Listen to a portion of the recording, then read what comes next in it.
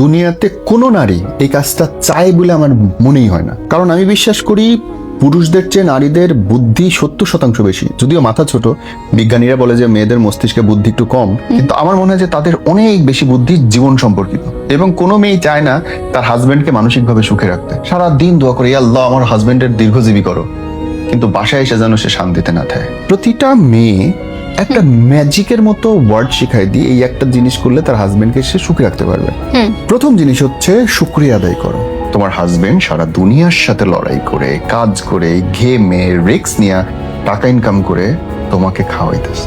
তোমার আব্বাও কিন্তু খাওয়ায় না 24 বছরের পরে, তোমার জামাই খাওয়াইতেছে। শুকরিয়া আদায় করো তার জন্য। তোমার জন্য একটা শাড়ি আনছে, শুকরিয়া আদায় করো। তোমাকে ভালো ব্যবহার করতে চাই, শুকরিয়া আদায় করো।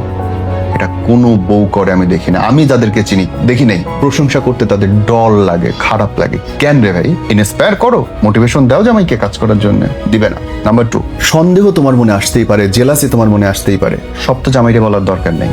সব তোমার জামাইকে বলার দরকার নেই যে তুমি এই করলে আমার এই লাগে, এই করলে লাগে। ভাই তোমার মনে অসুবিধা হচ্ছে, তুমি সলভ করো। তোমার জামাই তো ডাক্তার না, মনোবিদ না। মনোবিদ হইলেও তোমার জামাই সেটা দায়িত্বই না। তোমার সমস্যা তুমি সলভ করো। সব তো জামাইকে বইলা প্যারা দিও না, তাকে রিল্যাক্স রাখো।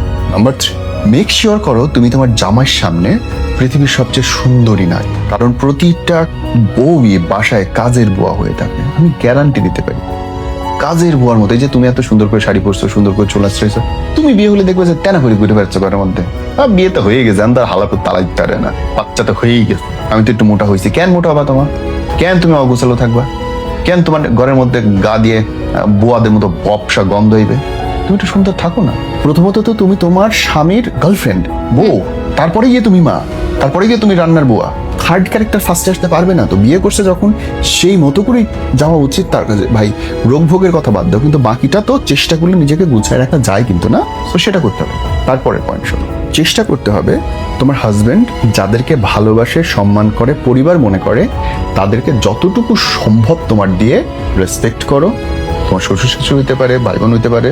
আর যদি না পারো তাহলে খারাপ কথা না বলে দূরে থাকো। ধরো তোমার হাজবেন্ডের মা বাবা খারাপ, ভাই বোন খারাপ, তুমি তাদের নিয়ে প্যারা দিও না। বলে ঠিক আছে, তোমার সম্পর্ক তুমি রাখো, আমাকে টেনো না সব জায়গায়। তুমি যাও, দেখা করো, ওদের জন্য টাকা পয়সা দাও, যা ইচ্ছা করো, আমার কোনো অসুবিধা নেই। ইনকাম করতেছে জামাই, সে দিলে তোমার অসুবিধা কি? তোমার বাপের টাকা দিতেছে সে। এই জায়গায় কিন্তু মেয়েরা একটা ভুল করে, না তুমি ওদের দিতে পারবে না। আরে তুই ক্যাডা? তোমার জামাইয়ের টাকার উপর অধিকার আছে, পরিবারেরও তো অধিকার আছে। এক্স্যাক্টলি। সো ওই জায়গাটাও প্যারা দেওয়া যাবে না। এন্ড মোস্টলি পুরুষের হার্ট কোথায় বলো? বুকের বাঁ পাশে? বুকের বাঁ পাশে? No no no no no no no, ভুল করলা। পুরুষের হার্ট হচ্ছে পেটের এইখানটায়। পেটের এখানটায়?